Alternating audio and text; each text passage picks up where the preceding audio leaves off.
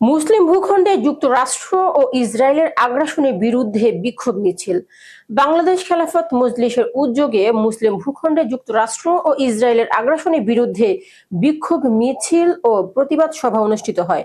আজ শুক্রবার বেলা 1:50 শহরের জনতা ব্যাংকের মোড় হতে এ উপলক্ষে একটি বিক্ষোভ মিছিল শহর প্রদক্ষিণ করে ফরিদপুর প্রেস ক্লাবের সামনে এসে উপস্থিত হলে সংগঠনের সভাপতি মাওলানা আমজাদ হোসেনের সভাপতিত্বে প্রতিবাদ সভা অনুষ্ঠিত হয়।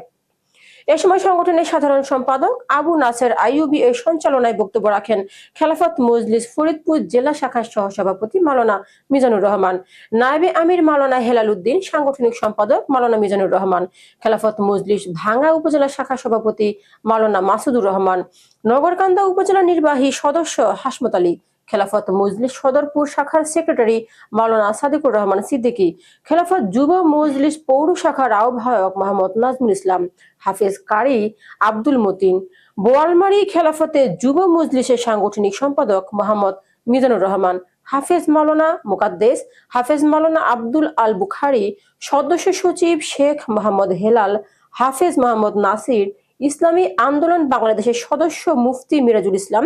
এ সময় সংগঠনের অন্যান্য নেতৃবৃন্দ উপস্থিত ছিলেন। প্রতিবাদ সভায় বক্তারা বলেন, নিরীহ ফিলিস্তিনিদের উপর ইসরায়েলের আগ্রাসনের তীব্র নিন্দা জ্ঞাপন করেন এবং এ ব্যাপারে জাতিসংঘের ভূমিকার সমালোচনা করেন।